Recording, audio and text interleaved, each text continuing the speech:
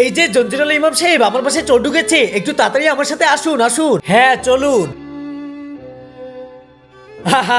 জঞ্জিরুল ইমাম সাহেব, আমার বাসায় কোনো চোর চোর আসেনি, এখন তো চোর আপনাকেই বানাবো। এটা কেমন বেহুদা মজা করতেছো? হ্যাঁ জঞ্জিরুল ইমাম সাহেব, আপনার ইজ্জত যাবে এখন, আর আপনার উপর চোরের অভিযোগ লাগাবো। যদি বাঁচতে চান তাহলে 1 লাখ টাকা তাড়াতাড়ি বের করুন, নইলে আমি পুরো বস্তিবাসীকে বলে দেবো যে ইমাম সাহেব আমার বাসায় চুরি করেছে। ভাই তোমার যা করার তুমি তাই করো, আমার আল্লাহর উপর আমার পুরো বিশ্বাস আছে। দেখো দেখো, জঞ্জিরুল ইমাম সাহেব আমার ঘরে চুরি করেছে।